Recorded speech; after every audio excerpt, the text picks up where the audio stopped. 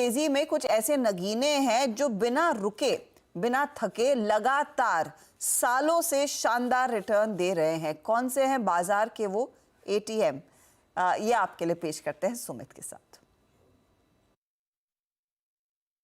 तो बाजार के एटीएम यानी कि वो शेयर जो कि पिछले 5 सालों में एक बार भी नेगेटिवली क्लोज होते हुए नहीं दिखाई पड़े और लगातार एक कांस्टेंट कंपाउंडर के तौर पे कामकाज कर रहे हैं। पहले एक पर्सपेक्टिव आपके सामने कि अगर आप 7% के ब्याज से पैसा लगाते हैं कहीं तो 10 साल लगते हैं आपका पैसा दोगुना होने में। अगर आप 15% के सालाना रिटर्न के हिसाब से पैसा लगाते हैं तो 5 साल लगते हैं आपका पैसा डबल होने में। और अगर किसी शेयर में जो कि 20% का सालाना रिटर्न देता है तो आपको 3.5 साल लगते हैं रफली एक पैसा अपना डबल करने में।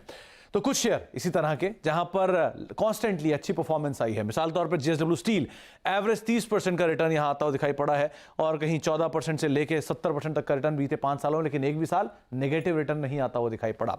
इसी तरह की परफॉर्मेंस टाइटन की तरफ से भी आई है। निफ्टी में करीब 8% का या 3% का मिनिमम रिटर्न, 60% का पॉजिटिव रिटर्न, लेकिन बीते 5 सालों में एक भी साल ऐसा नहीं जहां पर नेगेटिव रिटर्न टाइटन ने दिया हो।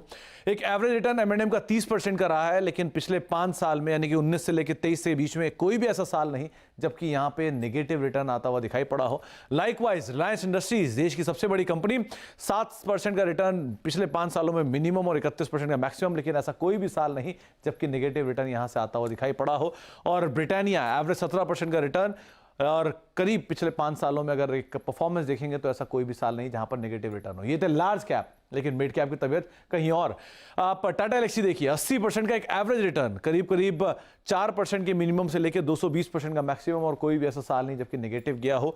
लिंडे इंडिया करीब 27% का मिनिमम रिटर्न, 156% का मैक्सिमम, 66% का पॉजिटिव एवरेज रिटर्न, और यहां पर भी कोई नेगेटिव परफॉर्मेंस नहीं किसी एक साल में।